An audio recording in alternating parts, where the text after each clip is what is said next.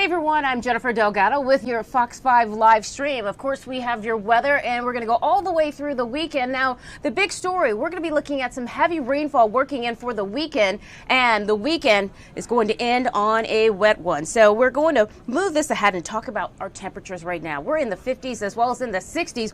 Warm temperatures around for your Friday as well, even into your Saturday, above average, but by next week, we're going to be looking at temperatures really dropping off. As we look at our planner for this evening, temperatures will be in the 40s with mostly clear skies. As you can see for yourself, we stay dry for tonight, but that rain starts to move in certainly as we go into your Sunday. So Saturday is going to be the pick day of the weekend. As we look at the graphics here, we look at our next system. It's spinning across parts of the Midwest. You see that comma shape there. That is our area low pressure. That is going to be sliding through at the same time. It's going to be bringing in a cold front, and that is going to be cooling us off by the time we roll into next week. But for your weekend planner, it shapes up like this. Saturday is going to be nice, lots of sunshine around, but as we go into your Sunday, that's when those clouds are really going to start to build, bringing the rain around and getting heavier as we go throughout the day. Now, as we look ahead for your Saturday into your Sunday, that system starts to come through, bringing the rainfall in from the south. We'll see our winds coming in from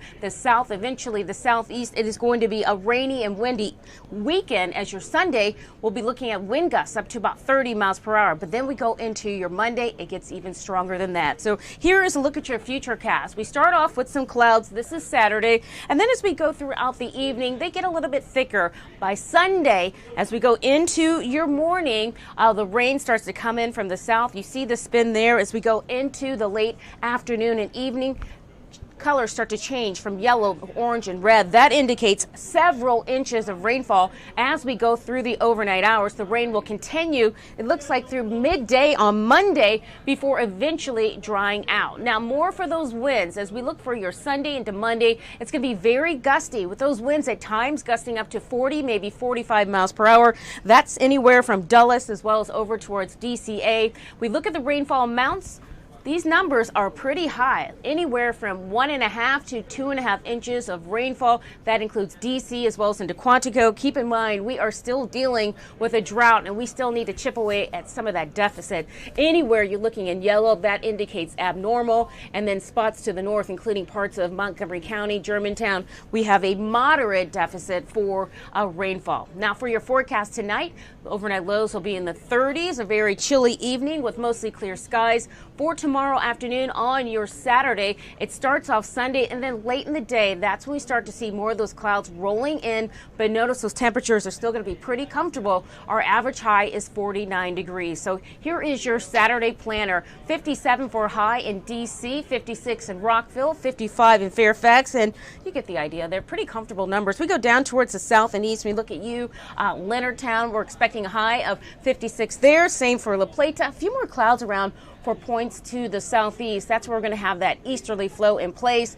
And then to the north and west, a little bit cooler with temperatures in the lower 50s. Now for your 7-day forecast, Saturday high 57 degrees, Sunday a breezy day out there, heavy rain 57, and then we go into Monday, still a warm day out there. Those temperatures don't fall until we go later into the evening hours. On Monday, that's when we're expecting wind gusts 40 to 45 miles per hour, a lot cooler as we roll into your Tuesday, maybe even a few snow flurries in the morning. Those temperatures go back into the 40s, and we look to be sunny and dry as we go Wednesday, Thursday, and Friday.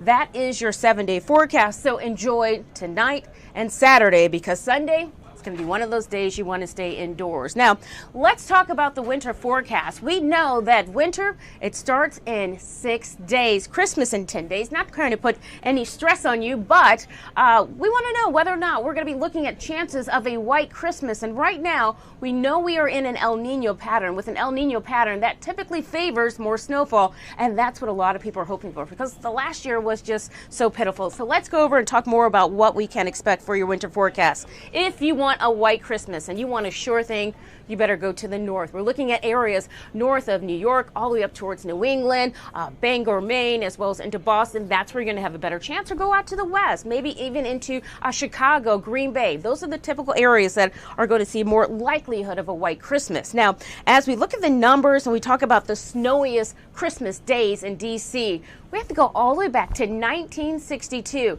In 1909, we had 4.5 inches, and then those numbers get even lower as we go back in time. Now, we talk more about some of the highest snow depths that we've had on a Christmas day, and we look at 2009 and 1966. We had a whopping 7 inches of snowfall, and then in 1962, we had 5 inches. So it's still a little early to tell whether or not we're going to have a white Christmas, but we're all going to have a happy holidays. We'll just have to wait and see if we get some more of the white stuff.